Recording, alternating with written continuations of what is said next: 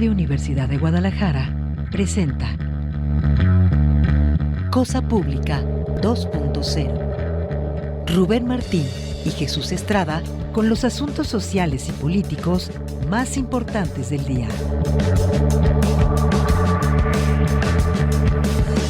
Cosa Pública 2.0. Comenzamos.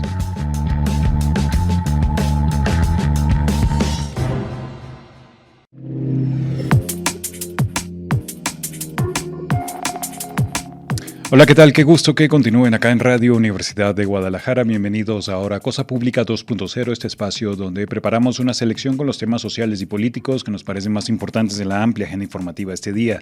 Y se lo compartimos con el análisis crítico de la realidad en la que nos encontramos, transmitiendo en vivo este viernes 12 de septiembre del año 2025, cerrando la semana.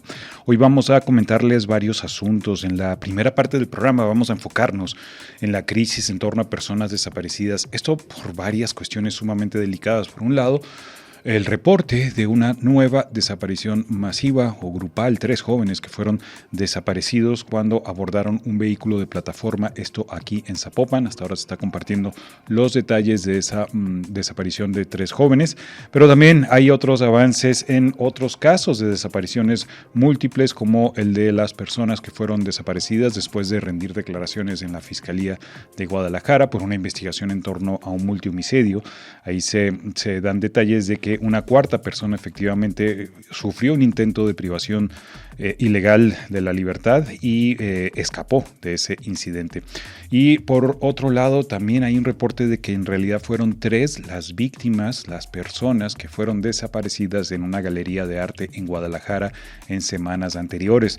Hemos hablado de este caso, particularmente de la enorme expresión que ha habido de solidaridad con la artista Franny Arteaga, pero resulta que una tercera persona fue desaparecida en ese mismo incidente. Recuerda que fue sumamente delicado porque ocurrió cuando Franny se encontraba impartiendo un taller de arte para niños. Serían entonces 3 víctimas de esa desaparición. De hecho, más adelante vamos a tener también una entrevista. Vamos a hablar con Nadine Reyes, quien es integrante del Comité de Familiares de Detenidos Desaparecidos hasta encontrarles, para hablar de aspectos más amplios de la crisis en torno a personas desaparecidas. También vamos a hablar de otras cuestiones que tienen que ver con esta construcción de una ciudad con lógica neoliberal, con varios frentes de resistencia que están abiertos por defensa de espacio público.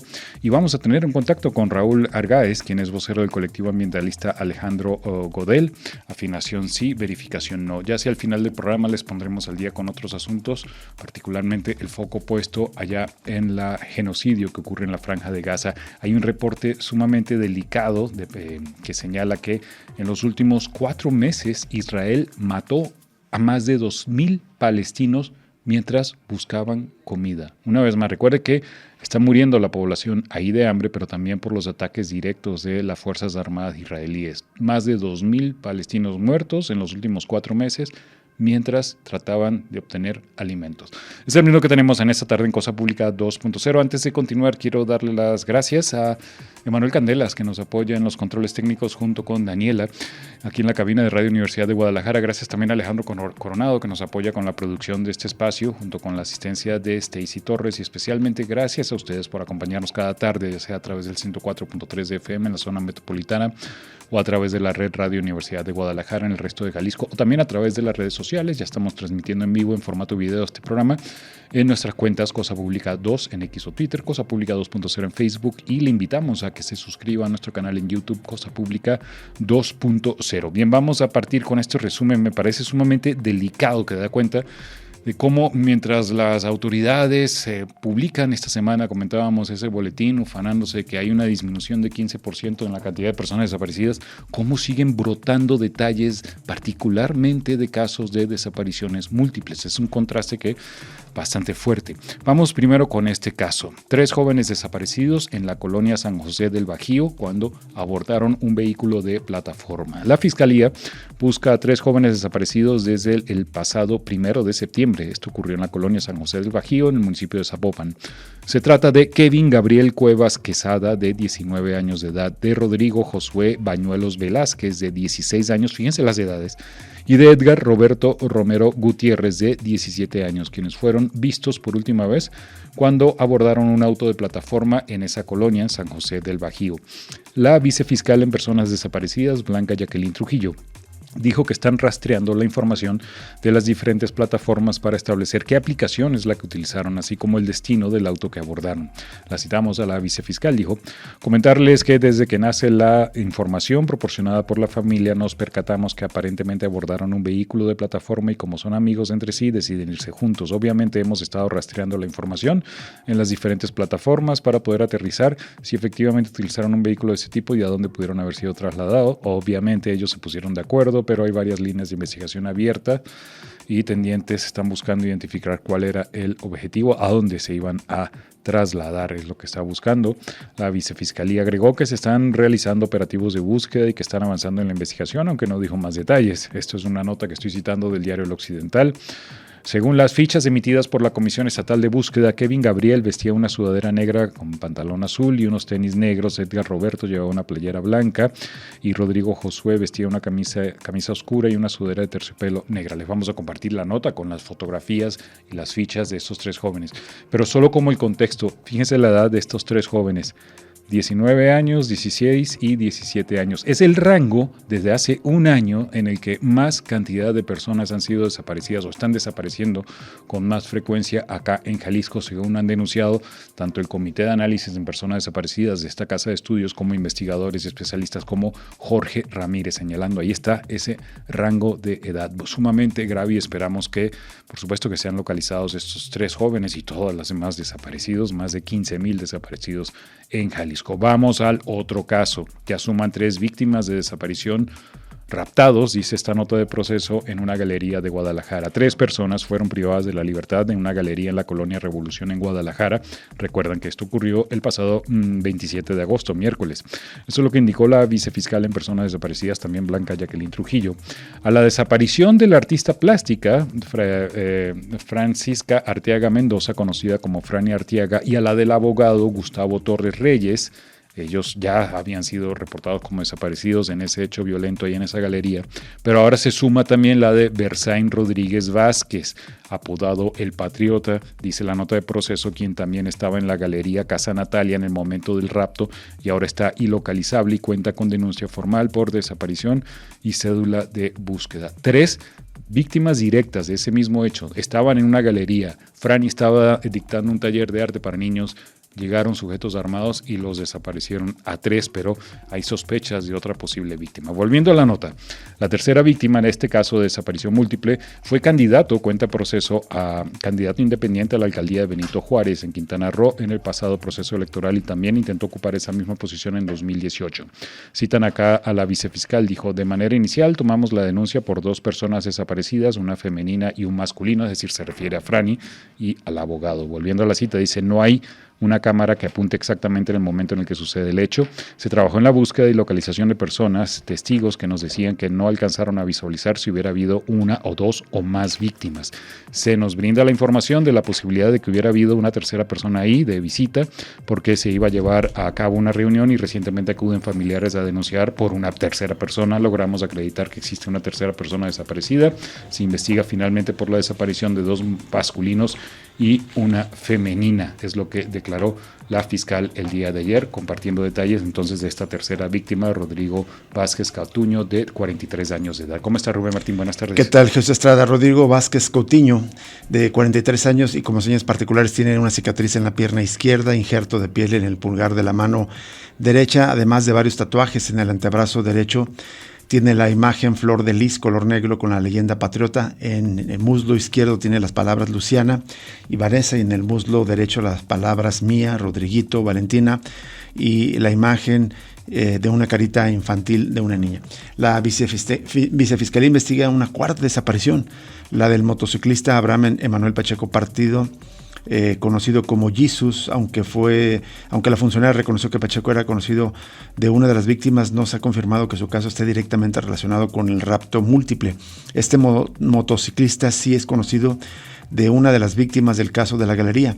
Para poder afirmar que existe una relación directa por la desaparición, tendríamos que hacer más elementos e investigaciones, dijo la funcionaria. También señala que la Fiscalía de Jalisco mantiene varias líneas de investigación abiertas y aún no pueden confirmar un móvil, ni la desaparición múltiple, ni la del motociclista, es lo que señaló la vicefiscal. Bueno, y en el otro caso que ya comentaba al comienzo, es este asunto tan delicado, porque parte después de un asesinato múltiple de una familia originaria de Michoacán, el padre, la madre y 2 menores de edad que fueron encontrados ya asesinados dentro de una camioneta en la colonia San Andrés, muy cerca de la calle Medrano. Pero derivado de estas investigaciones, se detuvo a algunos integrantes de un taller mecánico donde presuntamente habrían sido asesinados, y una vez después de que fueron interrogados en la fiscalía y de que salieron de la fiscalía, ahí fueron privados de la libertad y están desaparecidos al menos 3 personas, pero aparentemente una de las personas que también iba, digamos, en esa comitiva, aparentemente se habría escapado de que lo desaparecieran. Videos de vigilancia confirmaron que un hombre conocido como el Chino logró escapar de la privación ilegal de la libertad de Gary Omar Silva González, de Héctor Manuel Valdivia Martínez y de José Manuel Arredondo Roldán, ocurrido en el cruce del Gobernador Curiel y Lázaro Cárdenas.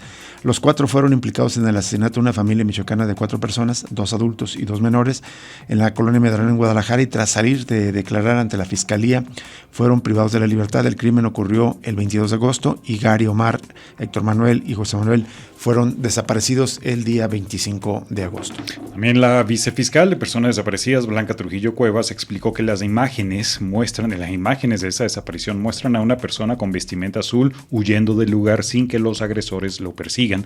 Dice que los datos coinciden con la descripción de El Chino y su ropa al momento de los hechos, por lo que hay altas probabilidades de que se trate de él. A pesar de su fuga, ninguno de los 4 implicados en el homicidio de la familia michoacana ha sido localizado.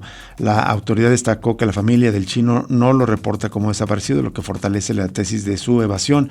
La investigación continúa para dar con el paradero de todos los involucrados, y en esta nota de los colegas del diario NTR añaden que Gary Omar, Héctor Manuel y José Manuel fueron retenidos por la Fiscalía de Jalisco luego de que se encontraron los cuerpos de la familia michoacana en la colonia Medrano. Los cadáveres se hallaron en una camioneta. La retención de los 3 se realizó tras un operativo en un taller mecánico donde fueron localizados indicios balísticos y manchas de sangre, y según el vicefiscal de investigación criminal Alfonso Gutiérrez Santillán, lo hallado en el sitio lleva a pensar que la familia fue asesinada en el lugar. Al final, esta nota de NTR dice un dato de contexto. Dice: familiares de El Chino, Gary Omar, Héctor Manuel y José Manuel se han manifestado en varias ocasiones exigiendo su localización, pero me llama el dato que es que los familiares del Chino entonces se han manifestado, sin embargo, pues todavía no ha habido, como dice la autoridad, una denuncia. Y en otra nota que comparten los colegas del Notisistema, informan que durante el operativo permanente en la nueva central camionera en contra del reclutamiento forzado, ya han sido rescatados 52 menores de edad. Esto informó la presidenta municipal de Tlaquepaque, Laura Imelda Pérez Segura.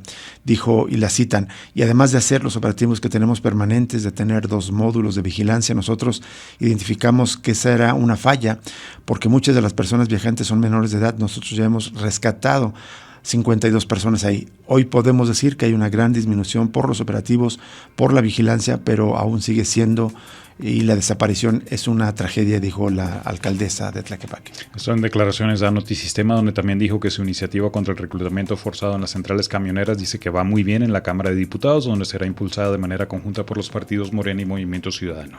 Bueno, ya nos vamos a una pausa, pero como le informábamos desde el día de ayer, ya hay una nueva titular de la Comisión Nacional de Búsqueda. Se trata de Marta Lidia Pérez Gumersindo, y sobre este nombramiento justo vamos a charlar con Nadine Reyes al volver de esta pausa. Volvemos.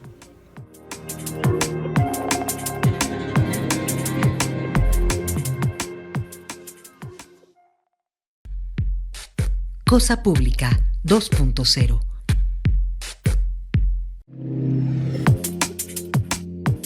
Seguimos en Cosa Pública 2.0. Muchas gracias por permanecer en sintonía con nosotros aquí en Radio Universidad de Guadalajara, y vamos a la línea telefónica para saludar con muchísimo gusto a Nadine Reyes. Ella es integrante del Comité de Familiares de Detenidos Desaparecidos hasta encontrarlos, y le agradecemos enormemente que nos tome esta llamada. Nadine, ¿cómo estás? Muy buenas tardes. Muy bien, muchas gracias. Buenas tardes. Gracias por atender esta llamada. Nadine, teníamos mucho interés en conversar contigo, más allá de los casos particulares de la desaparición de tu padre, Edmundo Reyes Amaya, y de otro militante de esta agrupación, de Gabriel Alberto Cruz Sánchez. Desde 2007 también queríamos conocer el punto de vista del colectivo que representa a familiares de detenidos desaparecidos hasta encontrarlos, acerca del nombramiento de la nueva titular de la Comisión Nacional de Búsqueda, Marta Lidia Pérez Gumersindo, porque es un nombramiento importante, lo ha sido en el pasado, y bueno, ¿qué puede significar para los colectivos de familiares que están buscando a sus desaparecidos esta designación, Nadine? Mira, primero nosotros tenemos como una postura muy crítica, ¿no? Con respecto a cualquier persona que quede como titular de una dependencia tan importante como es la Comisión Nacional de Búsqueda, pues tiene que asumir su responsabilidad de lo que implica no tener una titularidad en una instancia como esta. Uh-huh. Y más ahora porque Marta Lidia viene de la Fiscalía especializada sobre desaparición forzada. Entonces, ella conoce los casos, muchos de los casos ella les dio seguimiento, y ahora pues se tiene como una amplia expectativa, ¿no?, de que pueda hacer bien un buen trabajo en la Comisión Nacional. Sin embargo, nosotros siempre nos mantenemos como a la expectativa, ¿no?, que creemos que hay muchas cosas que la CNB todavía tiene deficientes y que le espera una gran responsabilidad. Y yo creo que algo que se le ha demandado mucho a la CNB desde hace muchos años, desde que fueron creadas, es la falta de personal capacitado, ¿no? Y que sea experto en los temas de búsqueda, y también que tenga un trato digno con la familia. Yo creo que es algo que es muy importante, y que actualmente vemos que tiene muchas deficiencias en cuanto a en los hechos en campo a buscar a las víctimas desaparecidas. Así creo es. Que toda la labor la han realizado siempre las familias, siempre nosotros somos los que hemos entregado evidencias, lugares de pruebas, datos de pruebas, y la CNB ha estado como siempre a la expectativa, como observadores solamente. Entonces, Nadine, perdimos la comunicación con Nadine, ya volveremos con ella. Y bueno, justamente desde ayer le informábamos que es una abogada veracruzana, Marta Lidia Pérez Gumersindo, quien fue designada por la presidenta Claudia Sheinbaum como nueva titular de la Comisión Nacional de Búsqueda. Ella llega a este cargo luego de ocupar, ya lo decía Nadine también en esta entrevista, la titularidad de la Fiscalía Especializada en Investigación de los Delitos de Desaparición Forzada de la Fiscalía General de la República. Fue un proceso, se lo hemos compartido desde semanas anteriores, y ayer le especificamos, fueron 76 candidatos que se postularon para llegar como nuevo titular de la Comisión Nacional de Búsqueda. Se hizo una preselección de 26 aspirantes a los cuales se entrevistó, y luego la Secretaría de Gobernación entregó un listado de 5 candidatos y candidatas a la presidenta Claudia Sheinbaum, y así fue electa Marta Lidia Pérez. Nadine Reyes, perdimos contacto contigo, estamos de vuelta. Gracias por seguir atendiendo esta llamada de Radio Universidad de Guadalajara. Sí, perdón, se cortó la llamada. Sí, entonces nos decías, ustedes han sido críticos, nos recordabas que son las familias las que hacen las labores de búsqueda, pero esperan que la nueva titular, Marta Lidia Pérez, pues cumpla con su responsabilidad. Sí, así es. Nosotros tuvimos la oportunidad de reunirnos en varias ocasiones con ella, porque dan seguimiento igual al caso de los desaparecidos familiares. Y justo creemos que por tener conocimiento de la situación de los casos, debería de tener mayor voluntad política, ¿no?, para poder atender ahora el tema de la búsqueda y fortalecer el trabajo de coordinación interinstitucional con las demás dependencias, que creo que es una exigencia que todos los familiares tenemos, porque no se coordinan entre las diferentes instancias. Y algo que es muy grave, que quedó para nosotros desde nuestro punto de vista mal desde la Ley General de Desaparición Forzada, es que invadieron la búsqueda de la investigación. Y eso ha dado un pretexto a que la CNB solamente diga que busca y la fiscalía que se aboca a la investigación, ¿no? Cuando sabemos que es algo sumamente importante, búsqueda y investigación siempre deben ir de la mano, es algo que en los hechos ha causado muchísimos problemas. Entonces esperamos que ahora ella que viene de la experiencia de estar en la fiscalía, que ha visto esta falta de coordinación que hay entre las diferentes instancias de búsqueda y las fiscalías, esperemos que ella resuelva esa situación, ¿no? Que de verdad se establezca esta coordinación que debe de haber en todas las instancias y que eso se demuestre obviamente en los hechos, ¿no? Porque creo que las familias son las que deberíamos de acompañar y las búsquedas debería ser la CNB y las instancias locales, ¿no? Y aquí es al revés. Desafortunadamente siempre las familias son las que buscan y la CNB solamente acompaña. Entonces creo que es momento de que la CNB tenga un papel más activo, que tenga más voluntad política y obviamente que se requiere la contratación de expertos y lo que sea necesario, porque la verdad es que hay muchísimos casos que no son investigados y tampoco han realizado en campo y creo que es algo que tendrán que resolver. Son desafortunadamente miles de casos que están en esta situación y que esperemos que los hechos de verdad se muestren esa voluntad. Exacto. ¿Qué tal, Nadine Reyes? Te saluda Jesús Estrada, un gusto escucharte.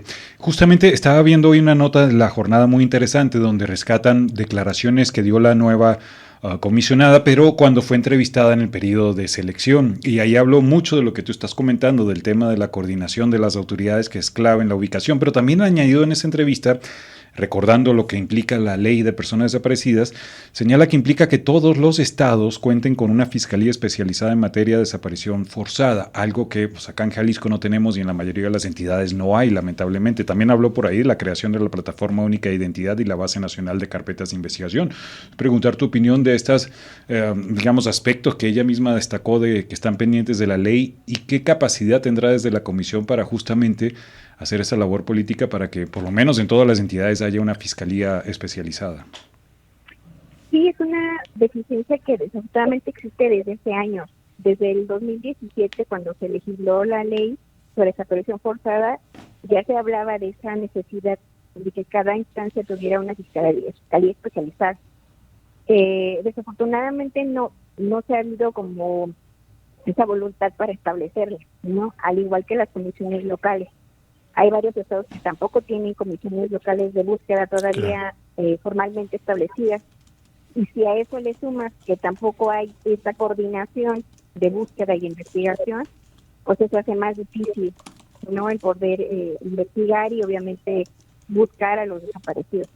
Para nosotros es algo muy importante que debería ser prioridad, es fortalecer estos mecanismos también de sanción y de supervisión a las autoridades que están involucradas de investigar, porque desafortunadamente la mayoría de los casos están en impunidad. Entonces, si no existe también un mecanismo de sanciones a los ministerios públicos, a los que están involucrados de investigación, que tienen que hacer toda esta labor, desafortunadamente no avanzan los casos. No existe una dilación, desafortunadamente, en la mayoría de los casos, creo que en el más del 95% de los casos, y eso también hace que no se avance. Entonces, no solamente es crear las fiscalías, sino que también se tiene que crear un mecanismo de sanciones, de supervisión a estos funcionarios públicos que no ejerzan de manera responsable y de manera rápida, las investigaciones y las búsquedas. Eso desafortunadamente es lo que siempre hemos padecido y bueno, nosotros durante 18 años es lo que hemos exigido también, que aún en casos que tienen sentencias es súper complicado. Entonces imagínate, los miles de casos que desafortunadamente están todavía sin ningún avance en sus investigaciones, pues es bastante complicado, ¿no? Así es. Nadine Reyes, más allá de esta designación, ¿cómo estás valorando en el primer año la política contra las desapariciones de la presidenta Claudia Sheinbaum? Mira, nosotros hemos sido muy críticos, vuelvo a repetir. Sí. Creo que ha sido muy evidente, la falta de querer asumir la responsabilidad de este gobierno. Y una muestra fue que en el informe fue la ausencia totalmente de mencionar el tema de los desaparecidos. Desde que ella asumió el gobierno nunca he hablado del tema de manera particular, por lo que debería de implicar, ¿no? Tenemos más de 130,000 personas desaparecidas y yo no veo que de verdad haya una voluntad política para poder terminar con esta situación, y tampoco por investigar y buscar a los miles de personas que están desaparecidas. Uh-huh. Y esto te habla de primero de no querer reconocer que existe esta situación, porque ella niega, ¿no?, que estos casos se sigan cometiendo, los ven como casos del pasado, ¿no? Y al no querer reconocer esa situación, obviamente es porque no estás aceptando que hay un problema en el país, ¿no? Así y en es. tanto no lo reconozcas, tampoco vas a poder o vas a emprender acciones para terminar con esta situación. Entonces, para nosotros sí es muy grave que haya tantos desaparecidos en el país y que no sea una problemática o un punto importante de este gobierno para atender. Sí, perdón, adelante. No, y creo que ese es el principal problema, ¿no? Tenemos ya varios requerimientos de instancias internacionales ante la gravedad que estamos viviendo, y pues no hay como esa voluntad ni siquiera discursiva, ¿no?, de atender la situación, y creo que eso es muy grave. Claro, ni siquiera lo reconoció en el informe, en el mensaje político que dio al presentar su primer informe. Quería terminar la entrevista preguntándote ya del caso particular de la búsqueda de tu padre Edmundo Reyes Amaya, que fue desaparecido, entiendo, en una desaparición forzada, junto con Gabriel Alberto Cruz Sánchez, ambos integrantes del Partido Democrático Popular Revolucionario, en mayo de 2007, ¿no, Nadine? Sí, ¿Qué avances hay en la investigación de la desaparición forzada de tu padre? Mira, afortunadamente en el caso de nuestros familiares se logró obtener una sentencia de la Suprema Corte de Justicia desde el 2022. Eso obligó a que se creara una comisión especial de búsqueda, en donde se tienen que reunir de manera coordinada todas las instancias, ¿no? La Fiscalía, la CNB, la CEAF, la Secretaría de Gobernación, nosotros como familiares, nuestros representantes, y con acompañantes también, ¿no? Logramos que instancias internacionales pudieran acompañarnos en este caso, y actualmente hay 7 personas detenidas. Todos desafortunadamente son solamente del Estado, en el ámbito local. Ha habido una impunidad y sistemática en contra del Ejército, que también son responsables de la desaparición de nuestros familiares, pero que no han querido investigar, ¿no? La Fiscalía ha mantenido una impunidad en querer investigar a altos mandos, y también existen 2 personas prófugas, que fue el ex procurador de Justicia del Estado, Evencio Nicolás Martínez, y otro que era el policía, el encargado de la Policía Ministerial, Pedro Hernández Fernández. Se ha reiterado mucho la importancia de terminar con estos pactos, ¿no?, de impunidad. Claro. Porque fue en un gobierno pues diferente, ¿no?, del PRI, el gobierno de Ulises Ruiz, pero vemos que hay todavía esos pactos, ¿no?, de impunidad para no sancionarlos. Entonces, es lo que te mencionaba, no hay un mecanismo de sanción para que los ministerios públicos que no ejecutan estas órdenes de cateo, de aprehensión, que no realizan nuevas acciones de investigación, pues sean sancionados, porque eso, en nuestro caso, ha sido una dilación ya sistemática, ¿no?, de 18 años, y que aún con la sentencia, desafortunadamente, siguen en impunidad. Entonces, creo que es importante. De los detenidos, mencionas, son 7 detenidos, ¿son fuerzas de seguridad de Oaxaca? Sí, ellos eran encargados, formalmente eran parte de la Policía Ministerial de Oaxaca en el 2007, uh-huh. Pero ellos formaban parte de un grupo especial que todavía existe, con otro nombre obviamente, pero que en su momento, en el 2006, se llamaba FEPAR. Era una fuerza policial de alto rendimiento que el Estado nunca ha querido reconocer. Se fue creada para combatir a la guerrilla en Oaxaca, como también en otros estados, ¿no?, con otros nombres. Sí, ellos fueron los autores materiales, uh-huh. No fueron los que desarrollaron el operativo. Detuvieron a mi padre, el señor Gabriel, y lo llevaron a instancias de la policía local en Oaxaca, y después de eso pues fueron entregados al ejército, ¿no? Entonces ellos pues al ser los autores materiales están detenidos, pero los cabezas, digamos, de sus jefes, que es el ex procurador y el que era el comandante de la policía ministerial, son los que están prófugos. Y también se ha solicitado, obviamente, que se investigue a Ulises Ruiz, ¿no? Claro, obvio, porque también. él era en ese entonces el gobernador del estado. Sí, pero esto, nunca tampoco se ha querido hacer. Esto justo pues un año después prácticamente, ¿no? Del tema de allá de Oaxaca. Nadine, antes de irnos, justo preguntarte esto me trae muchos ecos del caso Ayotzinapa, también hasta dónde llegó la Comisión de la Verdad, de los casos de represión en el pasado que activó el gobierno de López Obrador, pero pues llegó y topó con muros, se presentaron informes, hubo señalamientos, pero todavía no hay avances, digamos, en cuanto a justicia y localización de desaparecidos del pasado. ¿Todo esto en común tienes la figura del ejército, de las Fuerzas Armadas, Nadine, en todos estos casos? Sí, así es. Desafortunadamente hay un tope, como bien dices, ¿no? El ejército nunca ha sido tocado, aun y cuando existan estas sentencias que señalan que deben ser investigados, ¿no? Y que un punto importante en la sentencia que logramos en el caso de nuestros familiares es que ordena que se debe de buscar a mi padre y al señor Gabriel en cuarteles militares. Ese punto todavía no llegamos a él. Estamos realizando ya otras búsquedas en otros lugares. Sin embargo, sabemos que en el momento que se tenga que ejecutar esta parte de la sentencia, vamos a encontrar esos obstáculos, sí, ¿no? Pero es por la impunidad sistemática, ¿no?, que existe. Nadine Reyes, te agradecemos enormemente que aceptaras conversar con nosotros aquí en Cosa Pública 2.0, aquí en Radio Universidad de Guadalajara, y si nos permite seguimos en contacto contigo para seguir conociendo las actividades de este Comité de Familiares de Detenidos Desaparecidos hasta encontrarlos. Sí, muy bien, muchísimas gracias. Al contrario, muy buenas tardes, Nadine Reyes. Tardes, gracias. Pues con esta lectura tan importante pues de la recién nombramiento de Marta Lidia Pérez al frente de la Comisión Nacional de Búsqueda, y bueno, todo lo que esto debería significar para el gobierno de la presidenta Claudia Sheinbaum, que pongan como centro de sus prioridades la lucha contra las desapariciones. Vamos a una pausa y regresamos con la siguiente entrevista de esta tarde.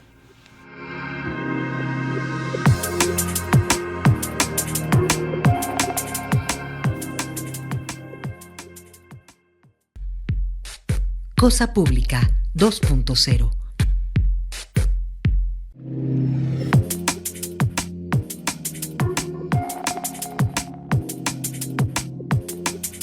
Seguimos en Cosa Pública 2.0, vamos otra vez a la línea telefónica y en esta ocasión vamos a saludar a Raúl Argaez Olivera. Él es vocero del colectivo ambientalista Afinación Sí, Verificación No, y también se recuerda pues que formaba parte de este colectivo Alejandro Gobel, un ambientalista, un activista que fue asesinado en noviembre del año pasado, de tal manera que este colectivo, además de seguir recabando firmas para oponerse a la verificación obligatoria, están, digamos, convocando a actividades en el marco del primer aniversario del lamentable asesinato de Alejandro Gobel. Don Raúl Argaez, le saluda Rubén Martín, muy buenas tardes. Buenas tardes. Gracias por aceptar conversar con nosotros. ¿Nos puede compartir las actividades que tienen previstas próximamente de parte de este colectivo Afinación Sí, Verificación No?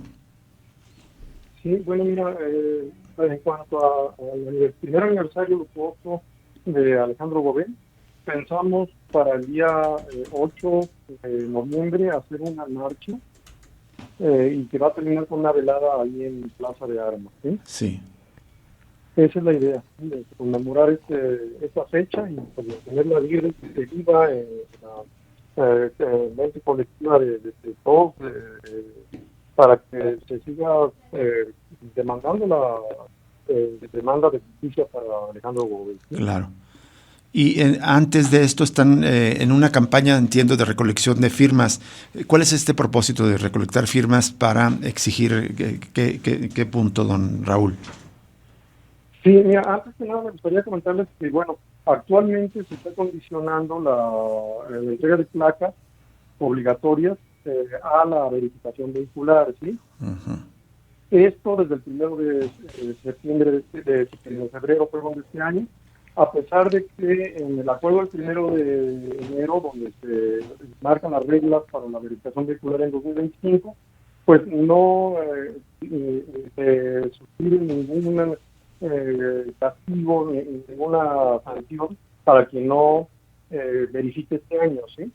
Esto fue refrendado en declaraciones públicas por el gobernador Pablo Lemus. Sin embargo, a partir del 1 de febrero, si uno no presenta su certificado de verificación, pase o no pase, no le entregan sus placas, ¿sí? Y además amenazan con que en el 2026 estos automóviles que no porten las nuevas placas, pues ya no pueden circular, ¿sí? A partir del 1 de febrero de este año. A partir del 1 de febrero se exige para la entrega de placas el certificado de verificación. Eso es.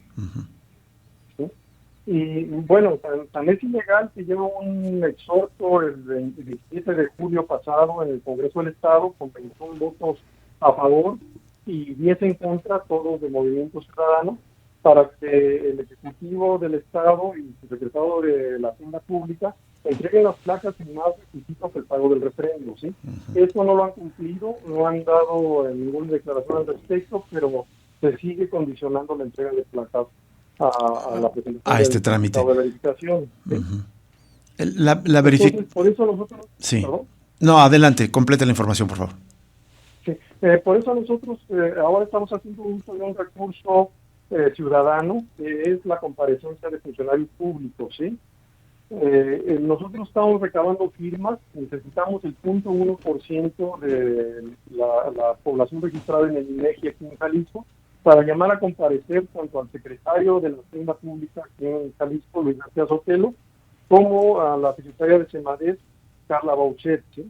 Y bueno, lo que queremos es, por un lado, que el secretario de la Hacienda Pública nos dé una razón por qué esta obligatoriedad de verificar para la entrega de placas cuando no lo contempla la ley, ¿sí? Y que la Secretaría de Semadés nos diga por qué se mantiene este programa de verificación vehicular, a pesar de que pues ni ella puede demostrar solo beneficio ambiental con ese programa, ¿sí? Y que sin embargo tiene un costo de más de 1,000 millones de pesos anuales para el bolsillo ciudadano. La verificación sigue sin costo, como había prometido. Bueno, decir sin costo es relativo, porque finalmente se sigue pagando a la empresa a las que se concesionó este servicio, un dinero pues de toda la sociedad. Sin embargo, digamos, el trámite en sí mismo sigue sin costo en este momento, don Raúl.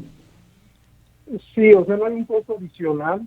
En el paquetazo 3x1 se contempla que ya por el pago de los 965 pesos aproximadamente de refrendo, ahí ya se contempla el reemplacamiento y la verificación, ¿sí? Sin embargo, bueno, pues es una manera que es gratis, ¿no? Obviamente se paga el 17% de aumento del refrendo que se hizo para este año y se paga de los impuestos de la ciudadanía. Así es.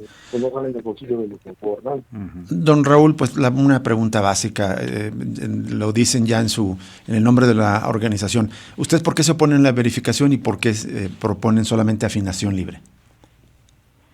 Porque los programas de verificación aquí en el Estado y en el país en general es evidente que no han aportado absolutamente nada para el medio ambiente, ¿sí? La simple medición de contaminantes, esto no hace ningún cambio en la emisión de los mismos, ¿sí? No mejora la calidad del aire, ¿sí? Lo que realmente está demostrado que es benéfico para el control de contaminantes es la afinación de vehículos. La afinación, ¿qué es lo que proponen? Sí, así es. Don Raúl, ¿qué tal? Buenas tardes. Le saluda Jesús Estrada. Además de esto que usted comenta que tiene este impacto ecológico, pero también la verificación obligatoria representa un impacto en los bolsillos brutal para buena parte de la población, ¿no? Bueno, es que el impacto se compensa con el menor consumo de gasolina y los gastos menores. No me refiero a la afinación, sino a la verificación. A la verificación. Uh-huh. Sí, la verificación evidentemente es un impacto económico tan grande que cuesta más de 1,000 millones de pesos en pago a las empresas concesionadas en un año, ¿sí? Es un dineral enorme. Sin embargo, el programa pues se ha mantenido. Están ahorita recolectando firmas. ¿Qué posibilidades hay de que se logre el objetivo que traen desde hace años, que es justamente frenar ese programa obligatorio de verificación y que sea una afinación voluntaria? Mira, también tenemos nosotros una iniciativa en el Congreso del Estado para precisamente que se legisle y se le dé un cambio de 180 grados al programa de verificación para que sea un programa de afinación obligatoria, ¿sí? Está ahorita en comisiones, en la Comisión de Medio Ambiente, ahí está ya por dictaminarse y pasar al pleno de la Cámara para su discusión, aprobación o rechazo, ¿sí? Nosotros creemos que es necesario, es urgente que se haga un cambio en este programa, porque pues, como dije antes, ¿no? O sea, no ha aportado absolutamente nada Claro. más que la sangría de la hacienda pública, ¿sí? Están en esta campaña de recolección de firmas. Nos dice las fechas, horarios y lugares donde están llevando a cabo o van a llevar a cabo estas actividades este fin de semana y los siguientes, don Raúl. Mira, normalmente estamos en 3 lugares aquí en los fines de semana. Uh-huh. Estamos en el Mercado Corona, los domingos de 10 a 12, 13 horas aproximadamente, los sábados de 4 a 6 de la tarde. Estamos también en el Mercado Polanco y estamos también en la Calzada Independencia y Periférico los domingos por la mañana. Perfecto. Entonces ahí se puede la gente que quiera sumarse a esta iniciativa acercarse para firmar. Y si no puede ir, también hay una otra manera de hacerlo, ¿sí? Acaba de lanzar el IFC una plataforma para poder suscribirse uno a esta demanda vía electrónica, ¿sí? Muy bien. Entonces ya la gente lo puede hacer desde sus teléfonos, sus tablets, sus computadoras. Al terminar la llamada nos ponemos en contacto con Sergio Morales con quien coordinamos esta entrevista para ver si nos pasa la liga y también nosotros la compartimos en nuestras redes sociales, don Raúl. Claro que sí, como no.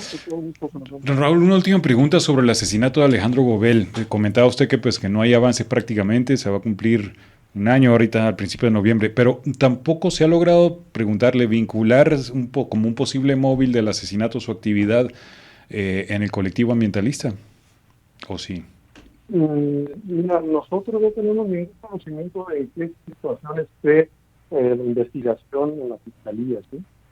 Ya habíamos comentado anteriormente que en febrero de este año tuvimos una entrevista con el fiscal del Estado, Salvador González de los Santos, ¿sí? Y ahí pues prácticamente lo que nos trató de decir es de que o nosotros entendimos es de que la investigación estaba en pañales, pues, no había avanzado gran cosa, ¿sí? De febrero para acá no hemos tenido ninguna noticia al respecto, ¿sí? Una de las cosas importantes es que en febrero dijeron que no había ninguna línea de investigación todavía, ¿sí? Estaban recabando videos, estaban analizando otros, pero realmente no hay nada en concreto, ¿sí? Así que un avance significativo y ya había transcurrido 4 meses de la asesinato, ¿sí? Ya han transcurrido ahorita 10 meses y no sabemos absolutamente nada. Bien, pues muchas gracias, don Raúl Argaez, por aceptar conversar con nosotros. Seguimos en contacto con usted más adelante. Gracias a ustedes. Hasta luego. Don Raúl Argaez, del colectivo Afinación Sí, Verificación No, con esta campaña de firmas y la preparación también de esta manifestación por el asesinato de Alejandro Gobel, que pues me parece que a muchos no nos queda duda de que realmente se trató no de un robo, como dijo la Fiscalía en su momento, sino de un asesinato artero, justamente por su labor de denuncia muy fuerte, muy frontal, en contra del gobierno de Enrique Alfaro en particular, e incluso contra el mismo gobernador, criticándolo por, digamos, afirmar que más bien la verificación obligatoria era un negocio recaudatorio y un negocio en particular a quienes se le asignó esta concesión. Vamos a una pausa y regresamos con la información acerca de estas movilizaciones de estudiantes que están llevando aquí a cabo en la Universidad de Guadalajara y bueno, las dos posturas, también la respuesta de la Universidad de Guadalajara ante estas movilizaciones. Vamos al corte y volvemos.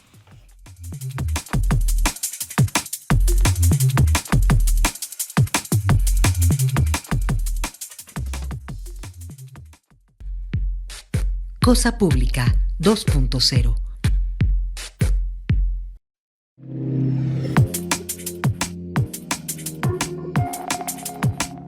Seguimos en Cosa Pública 2.0. Gracias por permanecer en sintonía con nosotros y vamos a informarle de estas movilizaciones que se han llevado a cabo.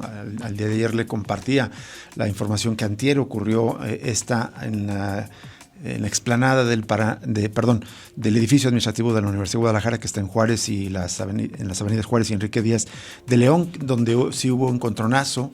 De acuerdo a los estudiantes que se manifestaban, fueron trabajadores de ese edificio administrativo quienes los golpearon, pero los trabajadores dicen que más bien se dio la reyerta cuando les impedían salir del edificio administrativo. Tras ese incidente, el día de ayer por la tarde circularon videos y la información de que hubo un nuevo enfrentamiento aparentemente entre estos estudiantes que están reclamando una democratización en las elecciones del Consejo General Universitario y califican de que no sea representativa la Federación Estudiantil Universitaria, y aparentemente entre estos estudiantes y de la FEU se dio un fuerte encontronazo, no solo a golpes, sino también se utilizaron sillas, mesas, en fin.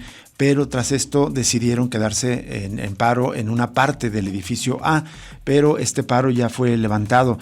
Vamos a leer una nota de los colegas de NTR que recogen esta información. Tras casi un día de movilización, las y los estudiantes organizados del Centro Universitario de Ciencias Sociales y Humanidades decidieron levantar el paro de actividades en el edificio A del centro.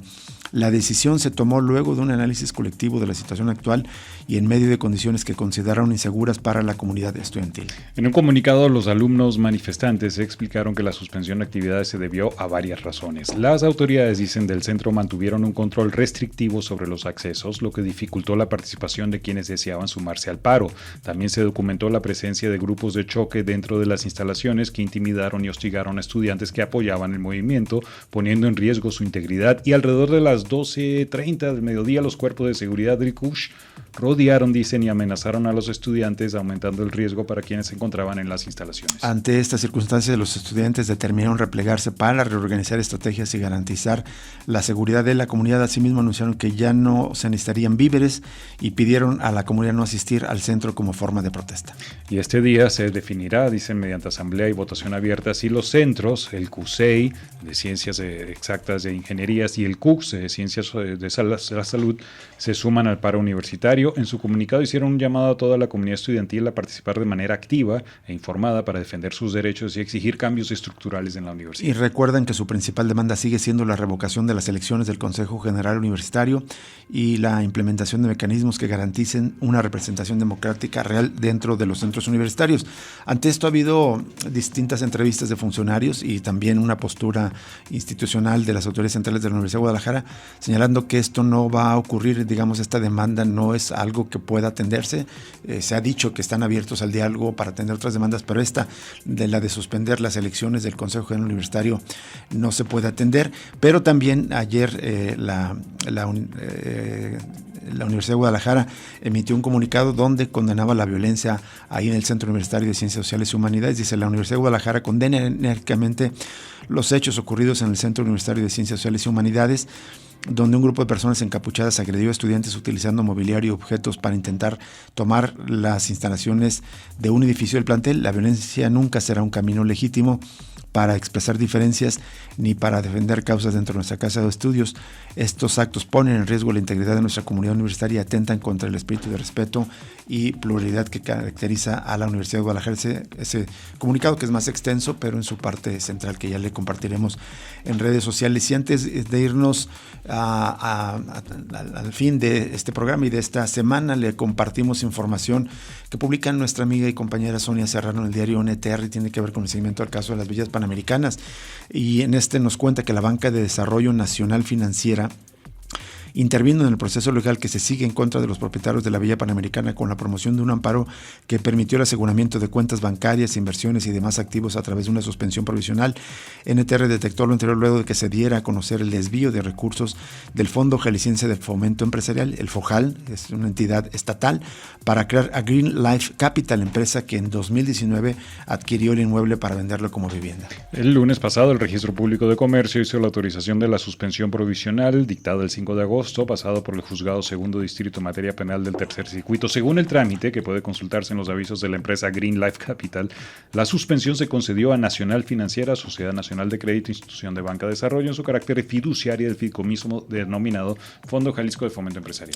Los efectos de la suspensión, que pueden consultarse en la página del Consejo de la Judicatura Federal, son para que no se ejecute una resolución que había emitido el juez segundo especializado en control, enjuiciamiento y justicia integral para adolescentes del Centro de Justicia Penal de Puente Grande, en Tonalá, quien había revocado el aseguramiento de las cuentas el 11 de julio pasado. La medida se otorgó, agrega, a fin de preservar la materia del juicio de amparo, el cual quedó bajo un expediente. Y la inmovilización de cuentas y expedientes fue determinada por el mismo juez local, Luis Alberto Castellanos de la Cruz, y como técnica de investigación una denuncia presentada contra Jaime Alberto Moreno Cardaña, quien es el socio y representante de Green Life Capital. Es una denuncia y un caso muy, muy relevante, porque tiene que ver con, primero, la autorización de las villas, segundo, el financiamiento que vino desde una parte del Estado, y tercero, pues la apropiación de la mayoría de estos recursos por parte de una empresa privada cometiendo un fraude al erario.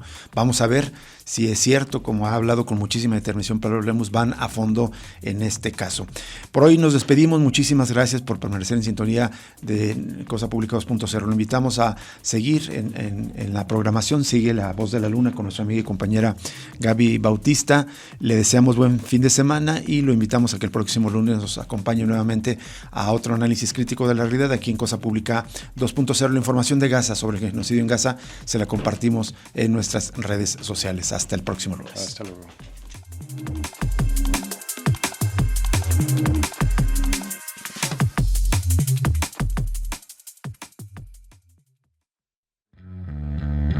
Radio Universidad de Guadalajara presentó Cosa Pública 2.0. Rubén Martín y Jesús Estrada con el análisis crítico de la actualidad. Cosa Pública 2.0.